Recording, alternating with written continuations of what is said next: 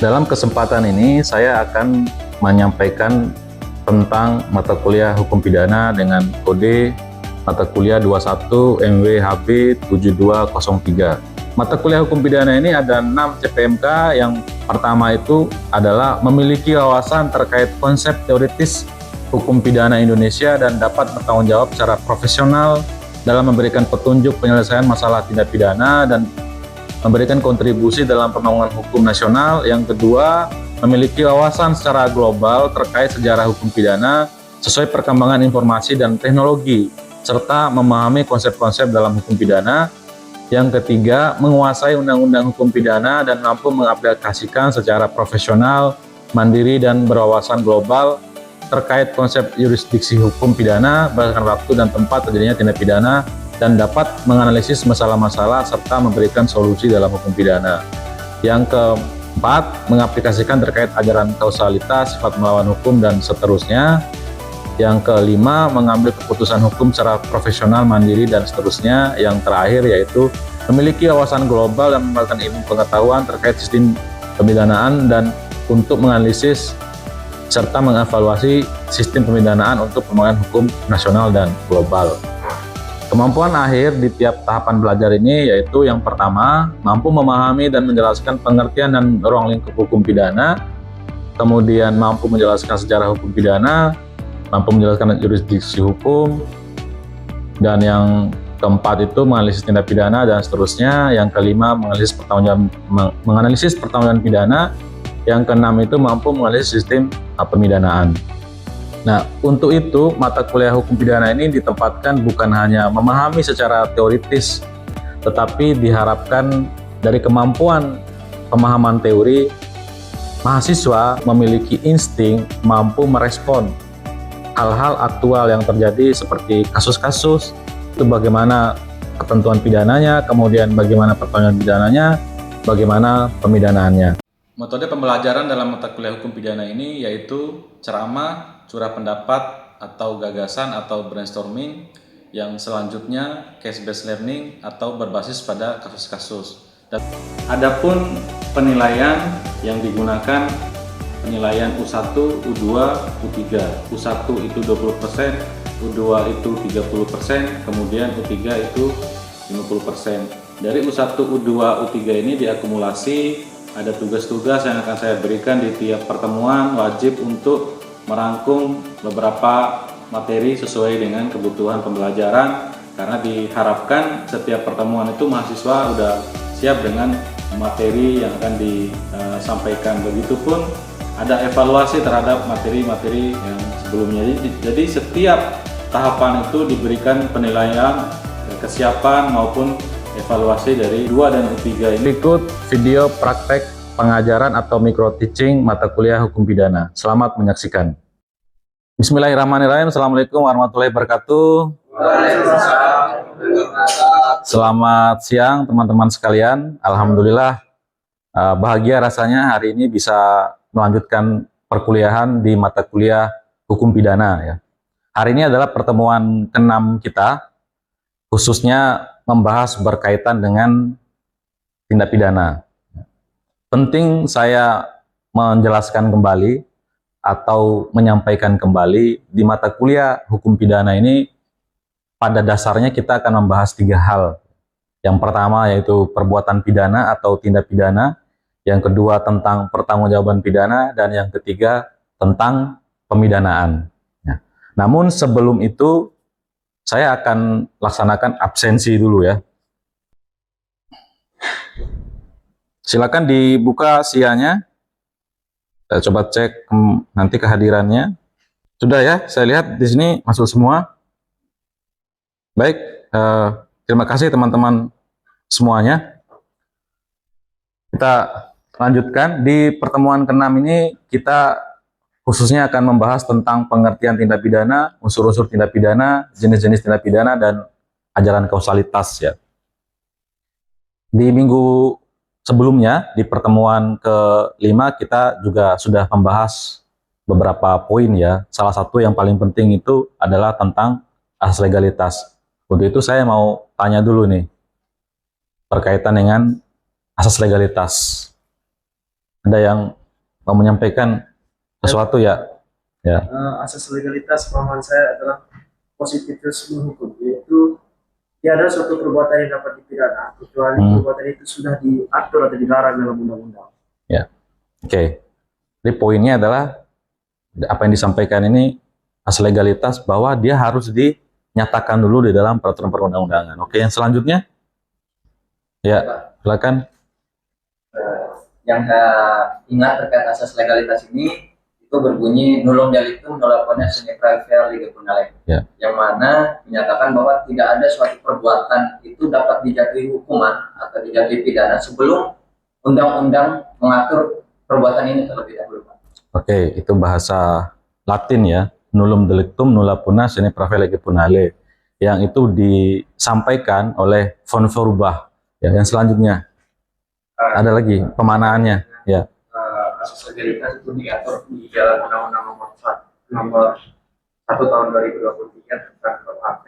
Ya. Yakni tentang pasal 1, tidak ada suatu perbuatan tindak pidana bisa dipidana apabila tidak ada aturan yang berkekuatan hukum yang mengatur terlebih dahulu. Oke, baik.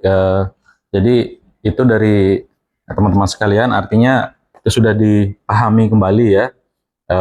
Poin penting apa yang kita pelajari di pertemuan sebelumnya. Pertemuan ke-6 ini kita masih membahas di aspek perbuatan pidana. Kita sering mendengar istilah tindak pidana, ya, kemudian istilah perbuatan pidana, istilah peristiwa pidana.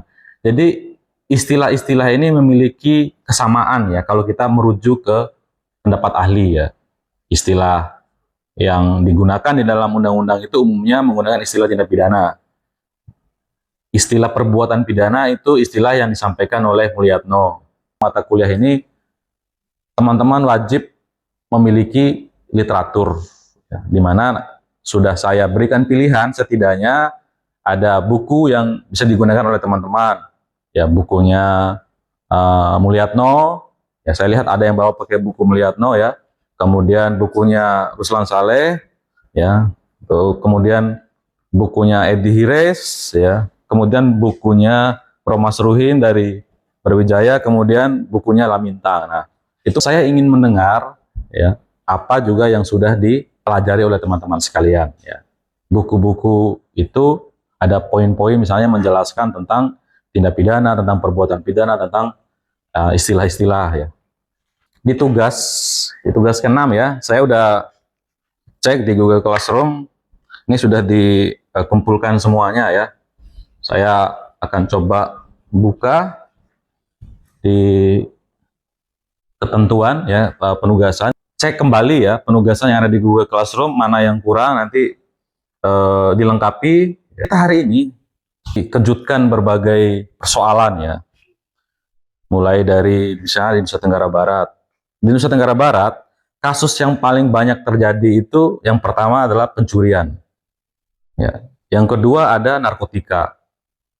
Itu secara kuantitas. Namun secara kualitas kita bisa melihat di Nusa Tenggara Barat ini ada kasus-kasus kekerasan seksual yang itu banyak melibatkan anak maupun perempuan. Ya. Kita dihamparkan oleh pemberitaan nasional, berita-berita yang ada di Nusa Tenggara Barat.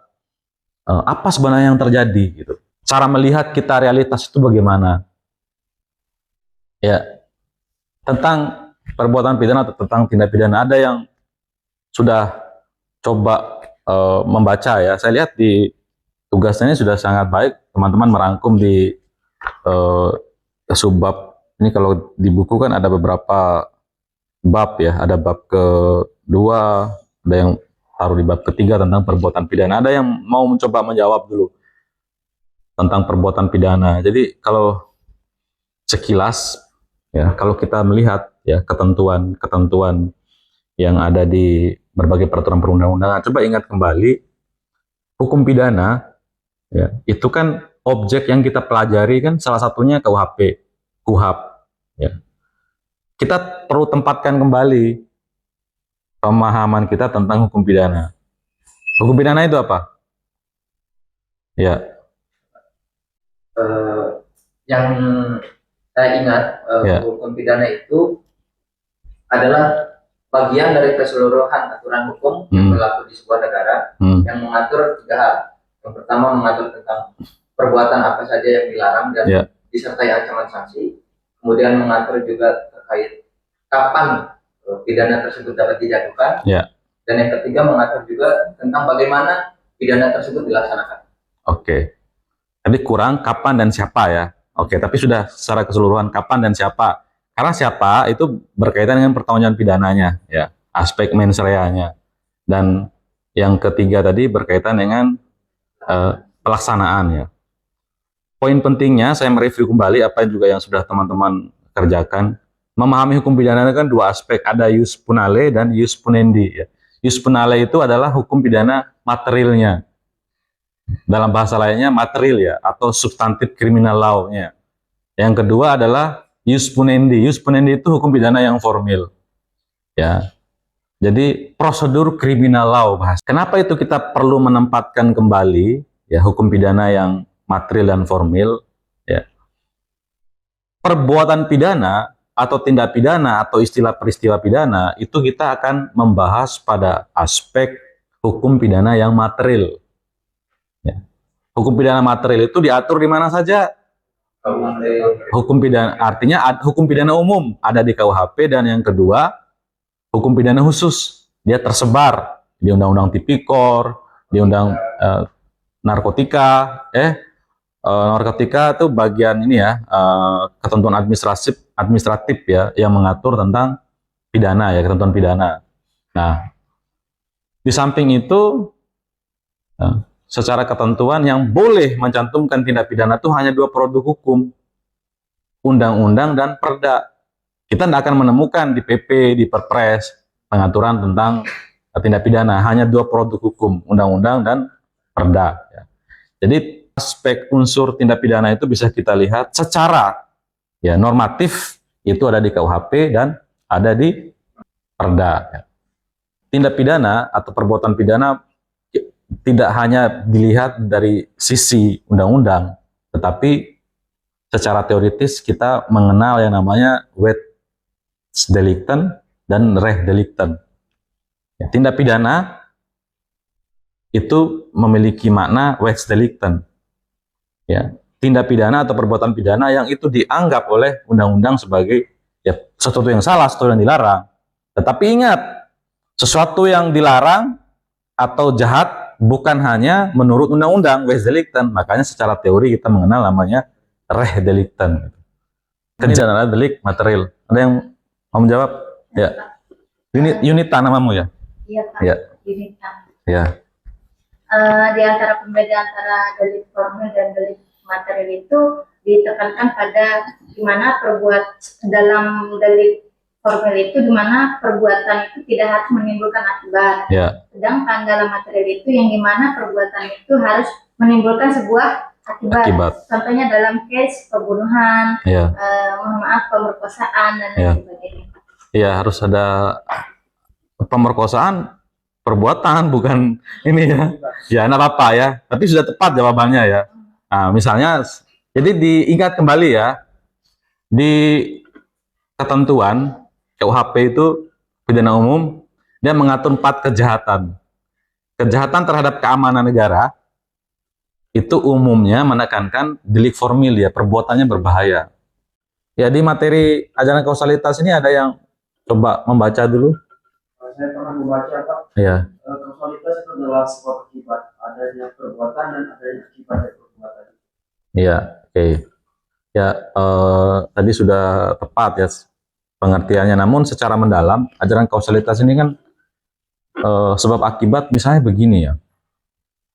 Saya ingin mengilustrasikan sebuah kasus ya. Ini ada Cristiano Ronaldo. Ya. Jadi Cristiano Ronaldo ini dia katakan dia tinggal di sebuah tempat yang namanya Pegesangan. Pada suatu hari Cristiano Ronaldo ini mengendarai, ya, sepeda motor. Dia ingin pergi ke pasar Kebun Roe. Cristiano Ronaldo ini. Ya, dia bawa motor terus sampailah ke perempatan Rembige. Ya. sampai perempatan Rebigo itu Lionel Messi dia mengendarai mobil Pajero Speed ya. Pajero Speed. Terus kemudian Ronaldo ini dia nerobos lampu merah ini ya.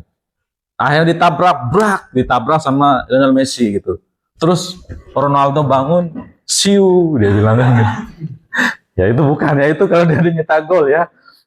Jadi dia nabrak, kemudian Ronaldo ini dia terbaring lah di jalan itu. Kemudian datanglah si Olise, si Kane sama Haaland ya, datang dari situ menolong Cristiano Ronaldo. Nggak sengaja ketika Haaland lari itu ketendang, kena kepalanya Cristiano Ronaldo ya, ketendang lah, sakit lah kepalanya Ronaldo. Akhirnya diangkat, kemudian ditelepon ambulan, datang ambulan, dia bawa ke rumah sakit provinsi. Sampai kan dia lewat rumah sakit provinsi itu, dia lewat Cakra ya, di perempatan Cakra datanglah mobil bis Surya Kencana yang kencang dari arah Lombok Timur gitu. Ditabraklah lagi ambulan ini. Tabrak ambulan, jatuh, terguling ambulannya. Ya, terguling, akhirnya kondisinya Cristiano Ronaldo di situ tambah parah. Kemudian dipindahkan ke ambulan lain. Ya, dibawa sampai rumah sakit provinsi, kemudian dia turunin pas di IGD. Ya, pas perawatnya turunin dari mobil, kepleset, jatuh Ronaldo gitu. Dia masih diangkat lagi, terus masuk ke dalam, kesikut lagi oleh perawat lain. Akhirnya mati dia. Ya. Contoh Cristiano Ronaldo ya. Dia mati akhirnya siu ya. Enggak ya. Jadi pertanyaannya sekarang, kenapa Cristiano Ronaldo meninggal? Apakah karena ketendang Haaland, ditabrak di perempatan Cakra, karena tadi diturunin oleh katakan security atau perawat? Itulah fungsi dari ajaran kausalitas ini, untuk menjawab itu. Ya, ketika ada case, ya, kita mau menentukan siapa yang bertanggung jawab. Ya. Kalau kita pakai teori pertama, teori conditio sine qua non, maka yang bertanggung jawab itu semua 4 orang itu. Tidak ada di KUHP menentukan itu. Itulah gunanya kita mempelajari aspek teori. Misalnya di penegakan hukum itu seringkali melihat kasus itu hanya yang bertanggung jawab itu yang terakhir. Sama seperti kalau cara kita melihat ada seorang yang membawa senjata api ditembak seseorang lain. Ya. Kalau kita pakai teorinya conditio sine qua non, maka kita harus telusuri penjualnya. Nah, kalau pakai teori ini, cuman umumnya di Indonesia itu pakai teori yang mengeneralisir faktor umum gitu. Faktor umum kenapa dia meninggal? Makanya tergantung teori mana yang akan kita gunakan, yang akan kita pelajari di dalam ajaran kausalitas ini. Nah, sebagai gambaran itu tadi, ini kalau tadi kasusnya Cristiano Ronaldo, yang bertanggung jawab itu semua karena nilainya sama. Nah, kalau pakai teori yang mengeneralisir itu mencari sebab umum, siapa yang akibatnya yang lebih parah. Ya misalnya tadi bis Surya Kencana tadi, kalau yang individualisir ya lihat akibat. Ya bukan, kalau generalisir kan secara umum mana yang kemungkinan ya menyebabkan sesuatu hal, misalnya Surya Kencana secara pandangan umum. Kalau yang individualisir ini ya ditelusuri dulu. Oh ternyata injakannya Haaland itu cukup dalam. Jadi kalau ini melihat kualitas, ya kualitas dari luka gitu. Ya, kalau teori relevansi ini sebenarnya teori ada beberapa ahli yang menolak ya, dia tidak masuk cuma 3 ini. Tapi ada pandangan ya di ahli hukum pidana ya yang mengatakan ini ada teori relevansi ini. Ya, berkaitan dengan apa? Lihat tafsiran undang-undang ya. Pembentuk undang-undang itu maksudnya apa? Ceknya di mana? Ya naskah akademik maupun di risalah sidang. Oke, di pertemuan kita jadi sudah kita membahas tentang pengertian tindak pidana, ya, jenis tindak pidana, ya, unsur-unsur dan ajaran kausalitas. Saya buka sesi tanya jawab pada teman-teman mau tanyakan. Ya, ya. Ini kan antara sebab dan akibat. Ya. dalam akibat itu kan selalu ada korban yang menjadi akibat tersebut. Ya. Dalam teori Sandra Flight itu mengatakan bahwa teori viktimisasi, bagaimana negara itu memunculkan tentang tanggung jawabnya terhadap korban. Ya. Dalam kaitan dengan kausalitas ini sebagai penyebab, salah satunya ini kan aturan negara sebagai tugas negara yang bertanggung jawab terhadap korban. Selain dari penanggung jawab ini, apakah ada tanggung jawab lain yang diberikan oleh negara untuk korban, Pak? Oke. Berdasarkan teori tersebut. Oke, ya. Jadi pertanyaannya bagus ya, terutama kita melihat ya aspek yang terjadi di perspektif korban ya. Sebagaimana kita ketahui ya, instrumen hukum kita seperti KUHP yang lama ya, basis pada akhir, itu kan penekanannya ke pelaku ya. Jadi tanggung jawab dari pembuat delik. Tapi perkembangannya aspek viktimisasi atau perlindungan korban itu juga diberikan ruang perlindungan. Contoh ya, kalau kita lihat rumusan Undang-Undang Nomor 1 Tahun 2023 dan KUHP ya 20 tahun 2025 itu juga melihat posisi dari korban. Seperti apa tanggung jawabnya? Ada restitusi ya. Jadi bisa buat skemanya ya. Terutama kalau kita lihat di pasal 74 KUHP yang baru itu kan ada, ketika ada pertanggungjawaban ke korban, maka itu kan mempengaruhi juga proses, mempengaruhi nilai kadar dari tindak pidananya atau penerapan pidana maksud saya. Ya. Jadi seperti ya restitusi, ganti rugi. Ya. Nah, kalau kita diam di masa lihat dulu delik itu penting ya. Makanya untuk menentukan langkah itu harus ditentukan juga perbuatan pidana apa yang terjadi. Untuk apa tahu itu, Pak? Jadi kan berapa tahun ini pelanggarannya, sanksi pidananya, ancamannya itu akan menentukan. Ya kalau misalnya 5 tahun, misalnya kekerasan seksualnya, kalau akan kekerasan seksualnya verbal non verbal, ya. Kalau misalnya yang catcalling, ya kan delik aduan itu, barangkali mau bisa diselesaikan, ya secara pertanggungjawaban dari pelaku ya. Kasus yang pernah terjadi di Lombok kan sudah diselesaikan karena dia jadi delik aduan. Jadi itu pertanggungjawabannya ya. Kemudian ada lagi? Misalnya, Ya. kan pernah saya baca tentang hukum pidana seharusnya digunakan sebagai ultimum remedium. Ya. Tapi kenapa Pak di beberapa kasus terakhir hukum pidana itu digunakan sebagai suatu panacea atau obat mujarab, apapun masalahnya ditarik ke pidana. Kenapa tidak digunakan sistem atau mekanisme hukum yang lain dulu, seperti administrasi atau perdata, atau mungkin ada pidana juga banyak, ada pidana dukungan dan lain-lain. Tapi kenapa ujung-ujungnya goalnya itu adalah hukum pidana? Seolah-olah hukum pidana ini digunakan sebagai tadi panacea, obat mujarab. Pada kecenderungan itu dalam penegakan hukum pada saat itu. Ya, oke. Jadi saya ingat dalam bukunya Mulyatno ya, dia bilang kita ini menghadapi inflasi hukum pidana ya. Semua itu ditarik ke dalam hukum pidana. Tapi ingat juga pemikirannya Van Bemmelen ya. Van Bemmelen itu mengatakan begini, sanksi pidana itu juga berfungsi untuk pencegahan. Ya. Dengan adanya ancaman atau sanksi pidana itu mengirimkan pesan psikologis kepada orang. Ketika kamu melakukan A, kamu maka akan dapat konsekuensi ini. Jadi salah satu fungsi dari pencantuman sanksi pidana itu adalah itu yang kita sebut sebagai fungsi psikologis. Mengirimkan pesan kepada warga negara, ketika kamu melakukan ini loh konsekuensinya. Nah, tapi lagi-lagi ya, konsekuensinya lainnya juga ketika itu dicantumkan maka harus diproses. Nah, sehingga ini sebenarnya butuh kebijaksanaan, butuh pemahaman lembaga penegak hukum ya. Sebenarnya pemikiran atau itu kan dari ahli hukum Belanda, ada ultimum remedium, ada primum remedium ya. Hukum pidana itu ditempatkan di terakhir ya. Kalau ultimum remedium, primum itu ya menggunakan hukum pidana lebih dulu gitu.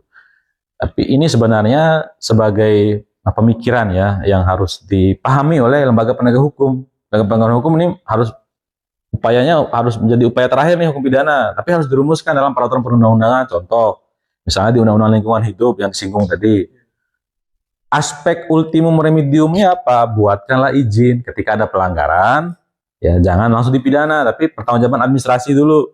Dibuatkan juga skema mekanisme administrasinya. Ya. Jadi jangan sampai juga nanti gara-gara ultimum remedium ini orang akan menjadi coba-coba nih melakukan tindak pidana, nanti saya biar diproses secara administrasi dulu atau secara perdata dulu, ya bukan begitu. Ya, tapi pemahaman dari lembaga penegak hukum. Jadi KUHP baru, KUHA baru itu sedang menjawab persoalan itu ya. Ada lagi pertanyaan? Saya rasa karena waktu kita sudah 2 jam ini ya.